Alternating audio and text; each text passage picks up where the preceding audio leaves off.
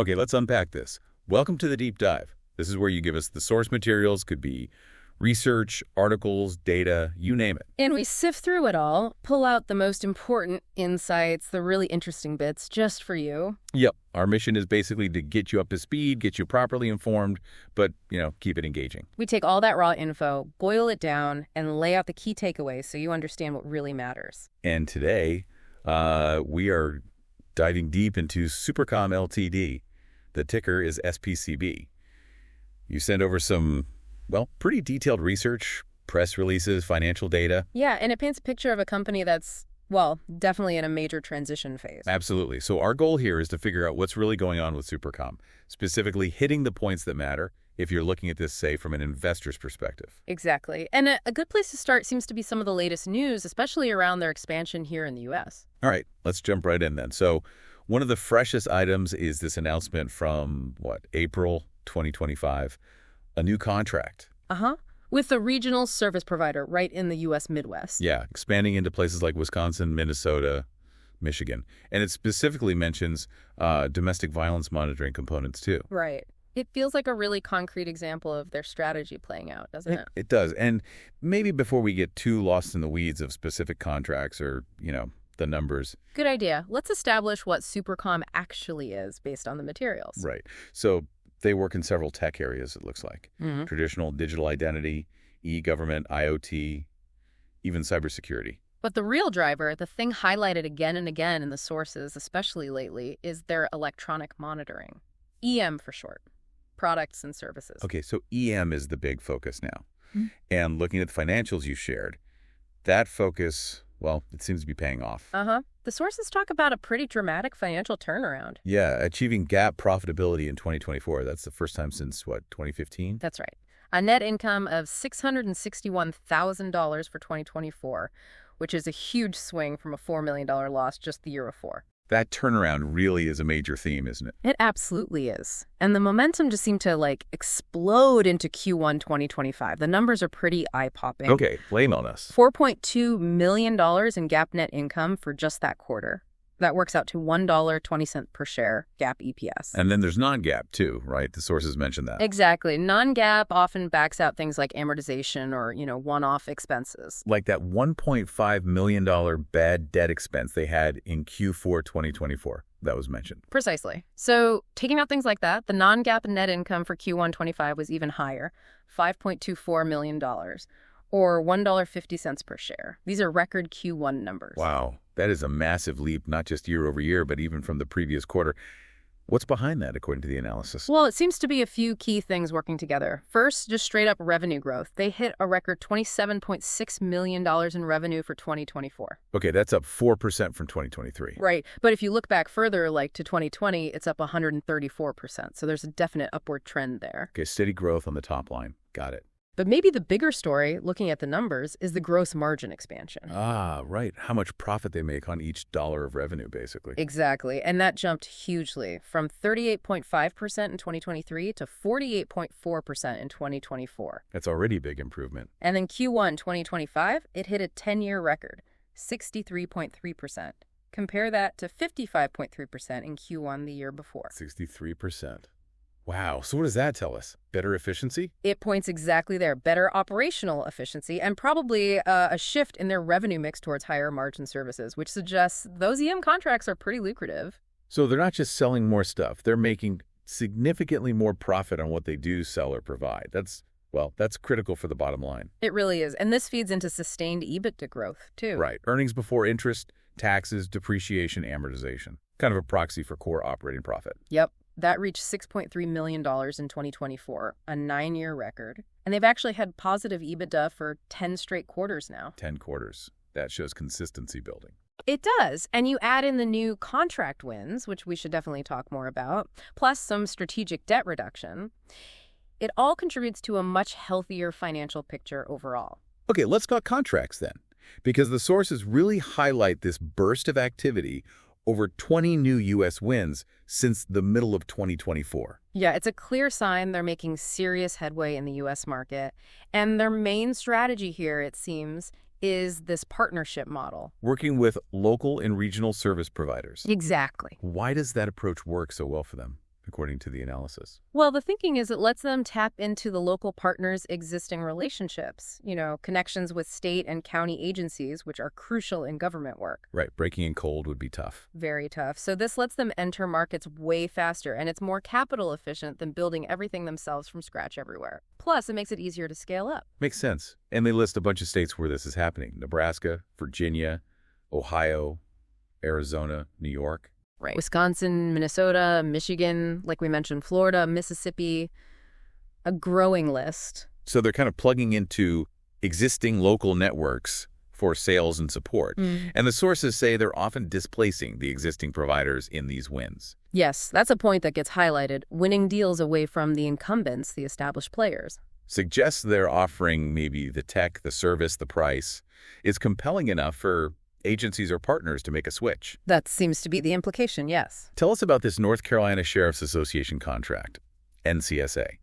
From June 2025, it's called a statewide procurement vehicle. Right. This one sounds strategically pretty important. Basically, Supercom won a statewide competitive process. Meaning counties across North Carolina can now contract directly with Supercom using pre-negotiated terms.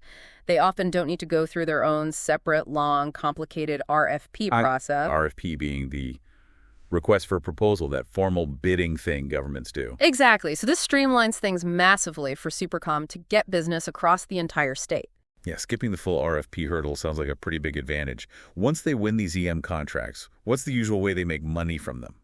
The main model described is recurring revenue. Usually it's like a daily fee for each person being monitored or maybe leasing the monitoring units. And billed monthly based on usage. Correct. So it creates this predictable, stable income stream, which is quite different from just selling a product once. Definitely. Predictable revenue is always attractive if you're looking at a company's stability. Now, the U.S. focus is clear, but the sources mentioned international wins too. They do. There's a big national contract with the Israel Prison Service, a 5-year deal. They apparently deployed over 1,200 units really fast in Q1 2025. Wow. Okay. What else? Also a national driving license system contract that was in a Nordic European country back in January 2025. And kind of circling back to the domestic violence monitoring. Yeah, like in the Midwest contract. Right. They've apparently had success with similar projects in the EMEA region. That's Europe, Middle East, Africa. The sources mention a recent 7th national win in that area. I think I saw something about large European bids being pursued, over $35 million. Yes, those are mentioned. They're described as ongoing pursuits, though the sources don't really give details on where those stand right now. Okay. But they do claim a pretty high win rate, 60 to 65% on the competitive bids they participate in within the EU. If that's accurate, it suggests they're pretty competitive when they go for those big European projects. And for these longer-term deals, like that Nordic driving license one, how do they account for the revenue? The sources say it's generally recognized over the life of the contract, based on hitting certain milestones or delivering services, following standard accounting rules. Makes sense. Okay, let's pivot to the balance sheet then. That also seems to have changed quite a bit. The cash position, for instance. Right. Big improvement there. $17.1 million in cash at the end of March 2025. That's up from just $3.2 million at the end of 2024. That's a huge jump in just one quarter. Is that all from operations? That's a key point. The sources clarify it wasn't just operations. It was heavily boosted by financing activities early in 2025. They raised over $16 million. Okay, so new capital coming in. Exactly. That was in addition to improvements in their operating cash flow. Now, they have significantly cut down how much cash they use in operations over the last 3 years. They're moving towards being self-sufficient. Getting closer to positive cash flow from operations. Right. But that big Q1 cash number, a lot of that was external funding. Got it. A mix of improving operations and raising money. What about the debt side? They've made progress there, too. Total debt was down about 32% between the end of 2023 and January 2025. How'd they manage that? One interesting move mentioned was a $4.37 million debt for equity swap. Basically, they gave shares to a creditor to wipe out some debt. Okay. At what price did they issue those shares? At a surprisingly high premium, $43.70 per share. Wow, $43.70. That sounds very favorable for the company. The sources definitely present it that way. It cut debt without burning cash, cleaned up the balance sheet, kept cash free for growth. And maybe signaled confidence from the creditor, accepting stock at that price. That's certainly one interpretation offered. And looking specifically at long-term loans, they dropped from $34.3 million in Q1 2024 down to $24.2 million in Q1 2025. So definite reduction. And they were actively raising money, too, you mentioned. There was that $6 million offering in January 25. Yes, a registered direct offering priced at $11 a share. That also fed into the Q1 cash balance. And they filed a $50 million shelf registration around the same time. Correct. January 2025. Now, a shelf registration usually means they can raise money more easily in the future, right, up to that $50 million amount. It gives them the flexibility to raise capital over time, yes, without needing a whole new registration each time. However, there's a catch noted in the sources. They're apparently subject to something called baby shelf rules. This happens if a company's public float market cap, the value of shares held by non-insiders, is under $75 million. Okay, and what does that rule do? It limits how much they can actually sell in public offerings. No more than 1/3 of that public float value within any 12-month period. So while the $50 million shelf shows preparedness, the amount they can actually raise publicly at any given time is restricted by their market cap under this rule. Ah, okay. That's a really important detail. Preparedness, but with practical limits. Let's quickly touch on book value. Sources say $34.8 million in equity in Q1 2025. That's the total shareholders' equity figure, yes. So if we divide that by the share count, the sources mention around 4.45 million shares outstanding as of June 25. Right. Doing that math, $34.8 million divided by roughly 4.45 million shares gives you a book value per share around $7.80. Okay, $7.82. Because I've seen some investor chat suggesting a book value per share closer to $34.80. Yeah, based on the numbers provided in these sources, that higher figure seems like a misunderstanding. It looks like maybe confusing the total equity value with the per share value, or perhaps using a wrong share count. Or maybe looking at something else entirely. Possibly.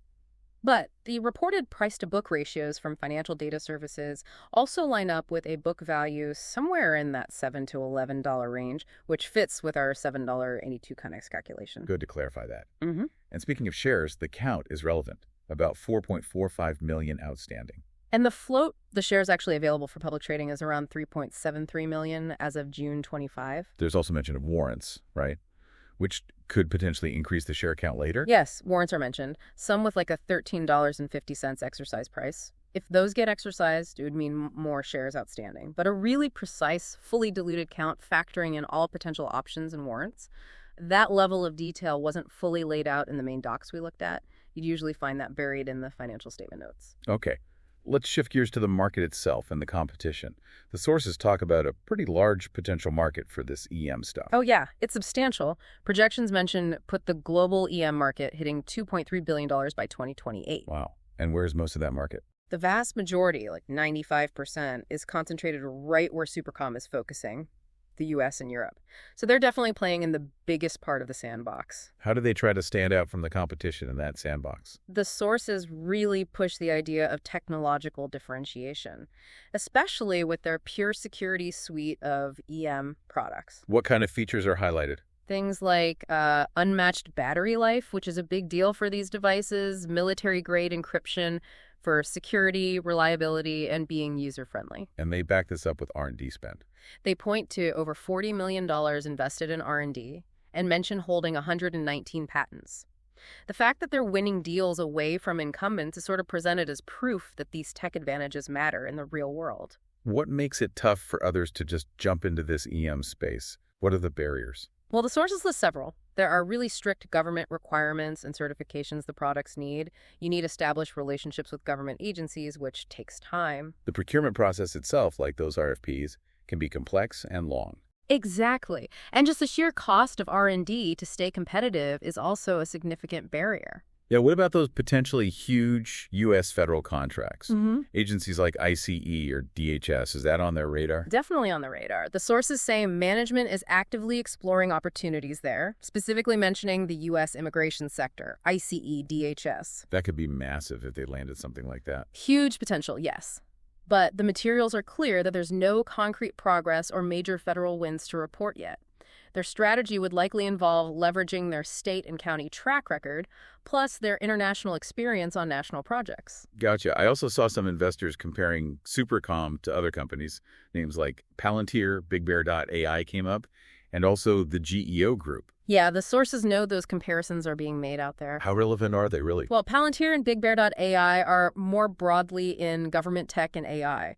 So the link is probably just serving government clients with advanced tech, not a direct operational comparison. Okay. And GEO group. GEO Group is a bit closer. They do provide EM services, but their business is much bigger, including running prisons and detention centers. So, again, not really a perfect apples-to-apples comparison. So it seems like investors are trying to find peers, but the fit isn't always exact. Right. The sources basically just report these comparisons exist without really validating them deeply. It suggests investors are trying to position Supercom in the broader GovTech or EM landscape, but the overlaps vary. Hey, let's dig into the investor perspective more and valuation. What do the current metrics look like based on the data provided? Well, numbers can shift, but broadly, price to sales seems to be around 1.005 times revenue. Price to book, based on that $7.82-ish book value, is around 1.1 to 1.2 times. And price to earnings. That depends on what earnings you use, right? Exactly. Based on some kind of normalized earnings, it's cited around 15 times PE, but that can vary depending on the calculation. Now, the CEO has apparently said peers trade way higher, like 5 to 8 times revenue. Yes, that's mentioned as an aspirational target. It suggests management thinks, hey, if we keep executing, our valuation should catch up to the established players. Okay. So how do the actual analyst price targets we see compared to some of the, well, much higher numbers sometimes thrown around by investors? I've seen things like $30, even $150 mentioned. Yeah, there's a pretty wide gap there. The analyst consensus reported in the sources seems to be more in the, say, $10 to $19 range, often with strong buy ratings. Okay, $10 to $19. So where do those super high investor targets, $30 plus, come from? It looks like they're built on really aggressive assumptions about future earnings. Much more aggressive than the analysts, apparently. What kind of assumptions are we talking about? Well, a key one seems to be taking that really strong Q1 2025 result and just, well, annualizing it, multiplying it by 4. So taking the $1.20 GAAP EPS or $1.50 non-GAAP EPS from Q1 and assuming they do that every quarter. Essentially, yes. If you do that, you land somewhere in the $4.86 to $6 EPS range for the full year, maybe even higher if you assume growth continues to accelerate on top of that. Right. And if they did somehow hit, say, $5 to $7 in full year EPS, what would that imply for the stock price potentially? Well, if they achieve that, and if the market gave them even a fairly modest PE multiple, let's say just 10 times earnings, which is lower than their current normalized PE. A 10x PE on $5 to $7 EPS gets you to $50 to $70 per share. So you can see how those bullish models get to those higher numbers. It paints the potential upside if everything goes perfectly and earnings ramp up dramatically, but it also really highlights the difference between current market views and those very optimistic projections. Definitely shows the range of expectations out there. Now, the sources also mentioned some areas where investors still have questions, things that are maybe a bit unclear. Foggy points, they called them. Right. Some common themes emerged. Like what? Like wanting more detailed financial breakdowns, clearer communication from the company about how they plan to fund all this growth, and what that means for potential dilution. More specifics on the competition, too, beyond just saying their tech is better. Exactly, and more updates on how those federal contract pursuits are actually going. Investor relations responsiveness was also mentioned as a frustration for some. Okay. What about the stock itself? Its trading behavior. Low volume, low float, sometimes claims of manipulation. Yeah, the sources touch on that. They note the stock can have relatively low trading volume sometimes, even when there's news. Combine that with the low float again, only about 3.73 million shares readily tradable. And that can lead to bigger price swings, more volatility. It can certainly contribute to it. They also report the short interest numbers folks betting the price goes down. It was about 11.34% of the float in June 25. Takes about 1.66 days of average volume for shorts to cover their positions. And the manipulation claims. Those are mentioned as investor claims in the materials, but the sources themselves just report the short interest data. They don't try to substantiate manipulation.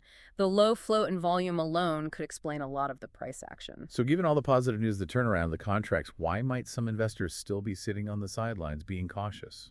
Well, the analysis suggests they might just be waiting for more proof. Like Q1 was great, sure, but can they keep it up? Need to see consistency over more quarters. Exactly. Successfully managing the rollout of all those new U.S. contracts at once, showing they can handle that scale. And, crucially, demonstrating sustained positive cash flow from operations. Seeing that consistently would likely win over more cautious types. Makes sense. Now, the sources also lay out potential catalysts, right? Things that could really move the needle for the stock. Yes, several possibilities mentioned. What should people be watching for? Continued strong financials, obviously. Q2, Q3 results showing sustained growth, stable margins, ongoing profitability, and ideally, that improving operating cash flow. A big federal contract win would be huge, presumably. Absolutely. Landing something with ICE or DHS would be a major catalyst. Also, things like more analyst coverage, getting more institutional investors interested, maybe smart acquisitions. And updates on those big European bids. Right. Any positive news there could also be a driver. On the flip side, the sources also talk about risks. Things that maybe the super bullish investors are underestimating. Yes. Important to consider the potential downsides, too. What are the main risks highlighted? Execution risk is probably the biggest one mentioned. Just the sheer challenge of scaling up so fast, onboarding all those new contracts and partners effectively. Dependence on key people and on those U.S. partners performing well. That's another factor. Competition isn't going away. And whether those really high Q1 gross margins are sustainable long-term is a question. And future funding needs, potentially leading to more dilution. That's always a risk with fast-growing companies needing capital, plus just the general risks that come with government contracts. Budgets can change, priorities can shift. Okay, that gives a pretty balanced view from the sources, the good, the bad, the uncertain. So let's wrap up with the key milestones to watch for in the near term. What should we keep an eye on? Okay, near-term watch list based on the sources. Definitely continued contract wins and, crucially, deployment progress, especially seeing counties in North Carolina actually start using that NCSA contract and seeing the Israeli project ramp up. And the financials, of course. Absolutely. Q2 and Q3 results will be critical. Look for sustained growth, those margins holding up, continued profitability, and that improving cash flow from operations trend. Any updates on the big European bids or any real movement on federal contracts would also be significant. For sure. And finally, just watching if they continue to expand that U.S. partnership network. Okay. So pulling it all together from this deep dive into the sources on Supercom Ltd, the picture is, well, pretty clear. It's a company that's pulled off a major financial turnaround. No doubt about that.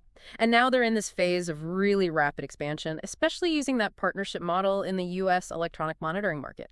And it's backed by some genuinely strong recent financial numbers. Yeah. But that said, while the results and all those contract wins are definitely positive signs, the analysis suggests that making this stick, achieving sustained success, it's going to depend heavily on execution. Can they actually manage this rapid scaling effectively, both operationally and financially? Exactly. Which leads us perfectly into our final thought for you, the listener, to chew on, based on everything we've discussed. Given Supercom's rapid growth and those ambitious targets some investors are eyeing, what's the bigger challenge ahead for them? Is it mainly about continuing to innovate their tech and win new deals in a tough market? Or is the bigger hurdle perhaps the internal one, successfully managing the sheer operational complexity and the funding needed to support scaling up this quickly? Something to definitely think about when looking at Supercom's future. It's a crucial question, yeah. Where does the main challenge lie? Well, thanks for joining us for this deep dive. Hope this breakdown of the materials you shared was helpful and clear.